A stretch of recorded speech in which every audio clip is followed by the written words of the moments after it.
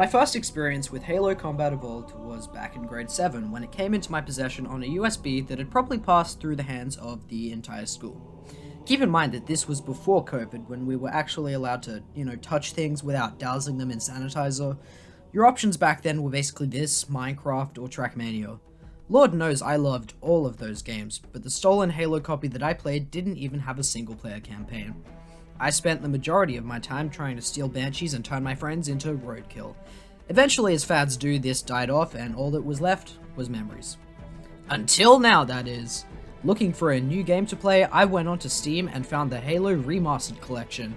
Now, for any of my 12 subscribers asking, I might just do some reviews on the other games here later down the track, but for now I'll just talk about this one. So, when I booted it up, I was brought into a world that didn't look at all familiar. Not long after, I realized that this was because the remastered edition featured improved graphics, which I immediately turned off in favor of the stretched out, gritty masterpiece I so fondly remembered. Before I touch on anything, I just want to point out that this remained off for the majority of the experience, and every time I turned it on, I wasn't really won over. There's something to be said for the charm of early 2000s game aesthetics, and I wasn't a fan of retexturing everything to look like more recent iterations, so yeah, I didn't play with it for long. But anyways, let's finally dive right into my thoughts on the Halo Combat Edition campaign in normal mode. So right off the bat, the story pulls you in. A little cliche at first perhaps, but the mystery of Halo itself was built upon in a very satisfying way throughout the narrative. And yeah, I'm gonna drop some spoilers here, so hit the button on the screen if that frightens you. Pussy. So, the Covenant breaking onto the ship and Master Chief crashing onto Halo is a frantic little opening sequence. And for the first couple of levels, that's how the story pretty much plays out.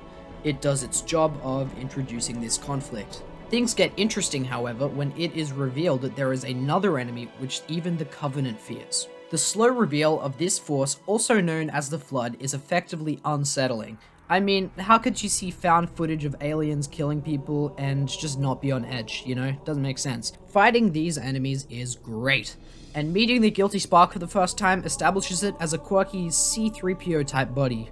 Alas, it turns out to be bent on the eradication of the whole galaxy in order to wipe out the Flood, so yeah, that's a bummer.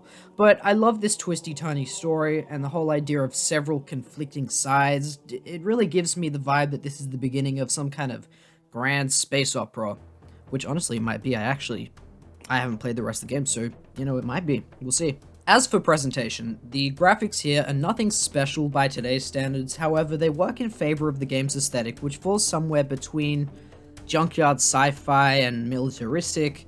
It may be simplistic, however, it conveys what it needs to. The voice acting is, much the same. The soundtrack, on the other hand, is arguably groundbreaking. It combines organic and electronic instrumentation to make something both surreal and inspiring at the same time.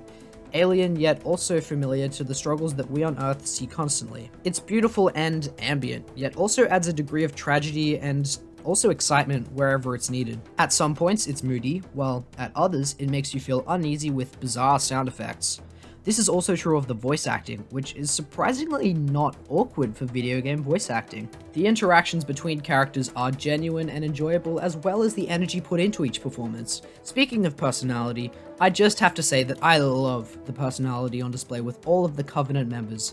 Their communication, weird voices, and behaviors make them incredibly eccentric and just all around funny to observe. It's finally time to get into the gameplay, and I have to say that the bread and butter approach to a first-person shooter allows the game to tell the story perfectly. Don't mind me, I just got almonds in my teeth. The 2-weapon limit that it adopts can be, irritating, but it means that as ammo runs out, you'll be forced to scour your enemies for different weapons to use in the heat of battle. Often you'll have favorites that you end up trying to find, but it still lets you try several playstyles, well, I should say, forces you to, in a good way, based on your surroundings. It's also not overly punitive with deaths, and so you can hop right back in at a load point until you get it right. The ability to use stealth is also cool because nothing makes you bite your nails more than taking out a horde of sleeping enemies. Said enemies are also surprisingly adept at avoiding your attacks, and the fact that the Flood and Covenant will often actually fight each other adds a layer of strategy in waiting for, one side to take the other out before moving in. You can enter the fray or just hang back and pick people off, it's really up to you. I also adore the vehicles here, and they might be my favorite part of the campaign. Warthogs, tanks, ghosts, banshees are all amazing in their own ways strategically, but sometimes just driving around the map in them makes you feel incredibly tranquil and also like a badass at the same time. Also, I enjoy being able to rescue your allies and have them enter said vehicles to shoot extra enemies alongside you. Really, my only issue with the gameplay is how oftentimes you'll end up traversing a series of incredibly samey rooms. Whilst making your way through levels, looking around corners is tense.